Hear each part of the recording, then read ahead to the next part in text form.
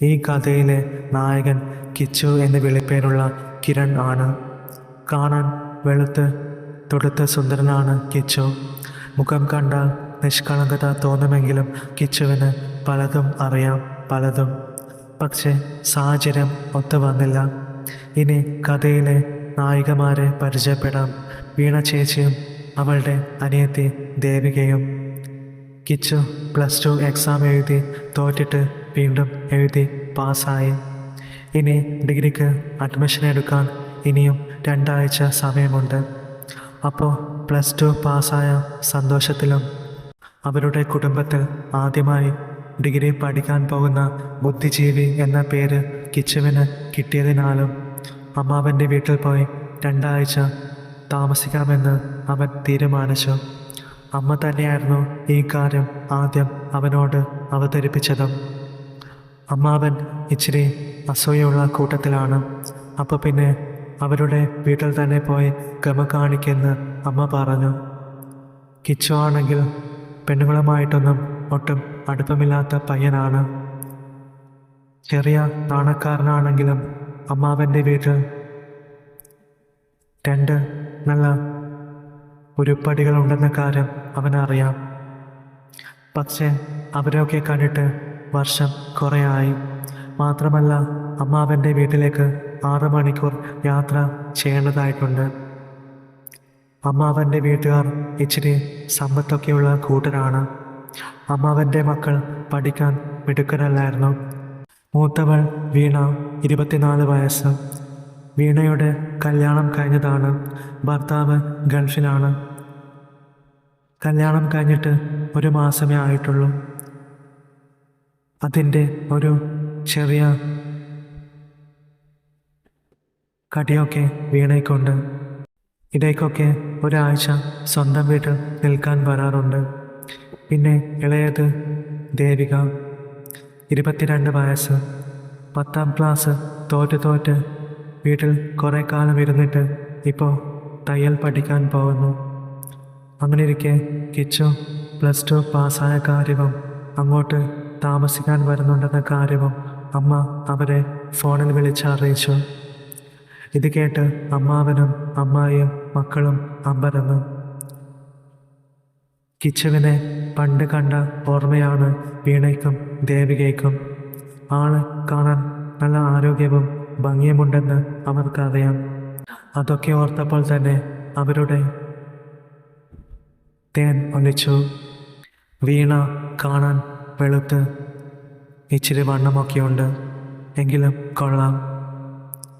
പൊക്കാൻ പറ്റുന്നില്ല എന്ന രീതിയിലുള്ള മാവിൻ കൊമ്പിലെ 2 വലിയ മാമ്പഴങ്ങൾ ആ ഭംഗിക്ക് മാറ്റുകൂട്ടുന്നു. പിന്നെ ദേവിക വണ്ണമില്ല, വെളുത്തിട്ടാണ്, കാണാനും കൊള്ളാം. ചെറുതാണെങ്കിലും ആവശ്യത്തിനുള്ളത് ഉണ്ട്. വീണയുടെ കല്യാണം കഴിഞ്ഞ് 1 മാസമാകുമ്പോഴേക്കും ഭർത്താവ് ഗൾഫിൽ പോയെന്ന് പറഞ്ഞല്ലോ. അതിൻ്റെ ഒരേനക്കേട് വീണയ്ക്കുണ്ട്.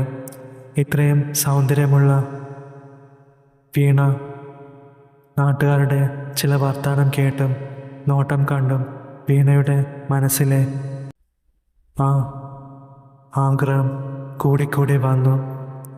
വേറെ വല്ലവരെയും വിളിച്ച് പണി ചെയ്യിപ്പിക്കാമെന്ന് വെച്ചാൽ അത് നടക്കുന്ന കാര്യമല്ല.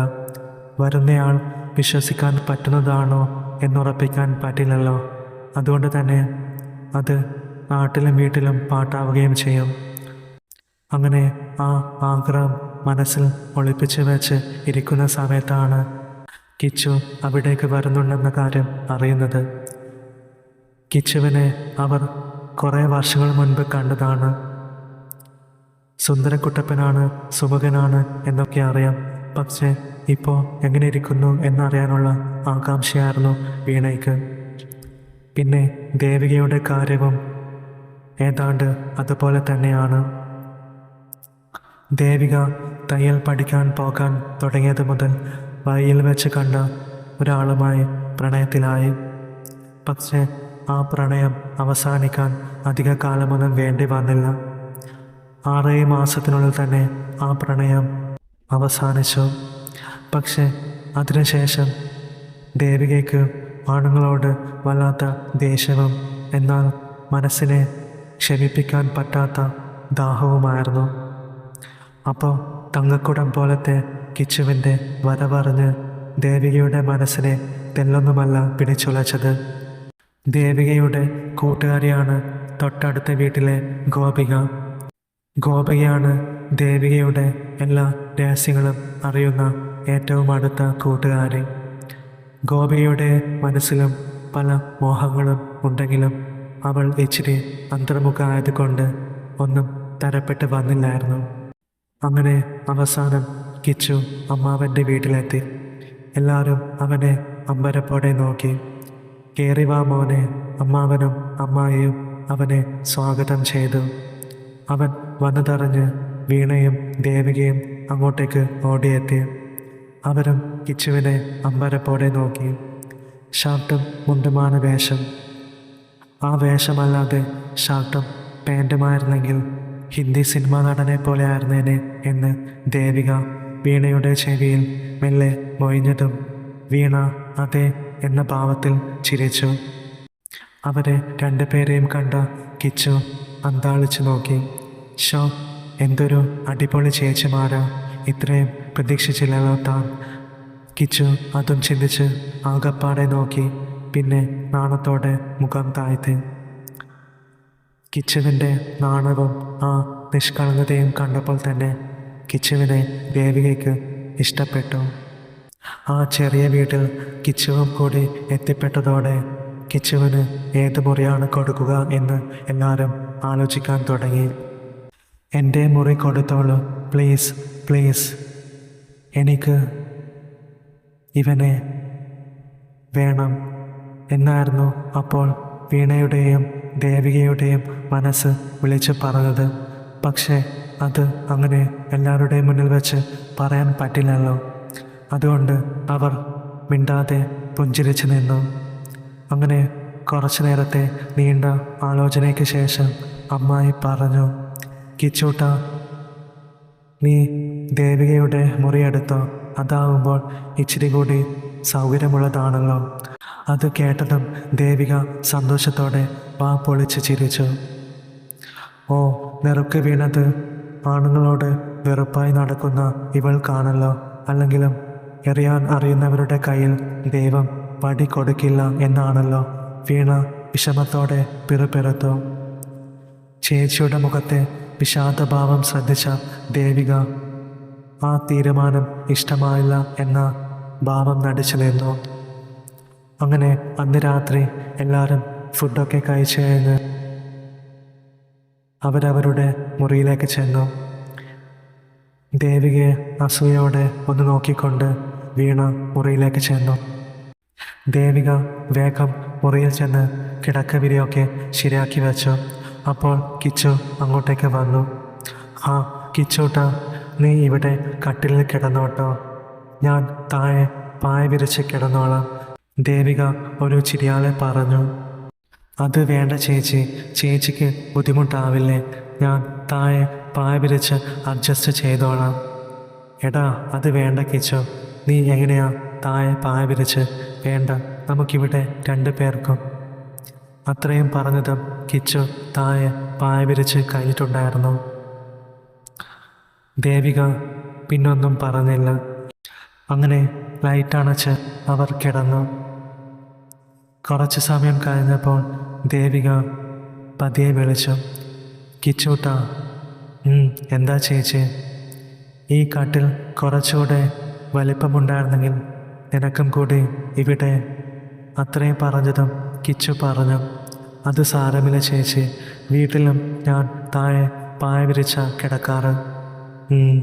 അങ്ങനെ അവർ ഓരോന്നൊക്കെ സംസാരിച്ച് ഉറങ്ങിപ്പോയി. പിറ്റേന്ന് രാവിലെ കിച്ചു ഉറക്കമുണർന്ന് പായൽ നോക്കിയതും അവൻ ഞെട്ടി. അയ്യോ, അത് ദേവികയായിരുന്നു. "എന്താ കിച്ചു, എന്തു പറ്റി?" ദേവിക ഞെട്ടി ഉണർന്നുകൊണ്ട് ചോദിച്ചു. "അല്ല ചേച്ചി എന്താ ഇവിടെ?" അപ്പോഴാണ് ദേവികയ്ക്ക് സ്വബോധം വന്നത്. ദേവിക ഒന്ന് പരുങ്ങി. "അത് ഞാനിവിടെ ഞാൻ രാത്രി കട്ടിൽ നിന്നും തിരിഞ്ഞും മറിഞ്ഞും ഇങ്ങോട്ട് വീണതാവും. ഇന്നലെ എന്തോ സ്വപ്നം കണ്ടായിരുന്നോ? ആണോ ചേച്ചി?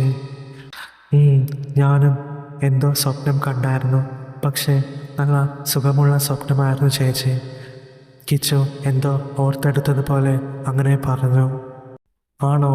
അത് ചിലപ്പോൾ വീട് മാറി കിടന്നത് കൊണ്ടാകും. അതും പറഞ്ഞ് ഒരു ചിരിയാലെ ദേവിക എണീറ്റ് പോയി.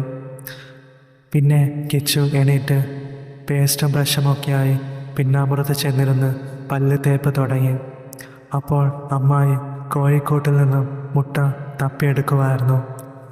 കുറേ മുട്ട കിട്ടിയോ അമ്മായി? അവൻ്റെ ചോദ്യം. 5-6 കിട്ടി മോനെ. ഇവിടെ രാവിലെ എല്ലാവരും മുട്ട പുഴുങ്ങിയതാ കഴിക്കുക. പിന്നെ ദേവിക കഴിക്കില്ലാട്ടോ. ആണോ അമ്മായി? അതെന്താ? ചേച്ചി വെജിറ്റേറിയൻ ആണോ? അല്ല മോനെ. അവൾ മുട്ട കഴിക്കില്ലെങ്കിലും ഇറച്ചിയും മീനും നിർബന്ധമാ. എങ്കിലേ ചോറ് ഇറങ്ങത്തുള്ളൂ. അമ്മായി അതും പറഞ്ഞ് ചിരിച്ചു.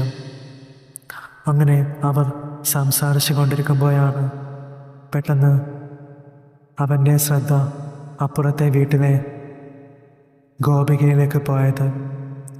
ഗോപിക കുനിഞ്ഞിരുന്നു കൊണ്ട് പാത്രങ്ങളൊക്കെ കഴുകി വെക്കുകയായിരുന്നു. എന്തോന്നാ അത്? എന്ത് വലിപ്പമാ? ഇത്രയും വലിപ്പമോ? കിച്ചുവിന് ആ മാമ്പഴങ്ങൾ കണ്ട് കൊതി തോന്നി. നല്ല പഴുത്ത വലിയ മാമ്പഴങ്ങൾ തന്നെ കിട്ടിയാൽ കഴിക്കാമായിരുന്നു. കിച്ചു ചിന്തിച്ചു. പെട്ടെന്നാണ് ഗോപിക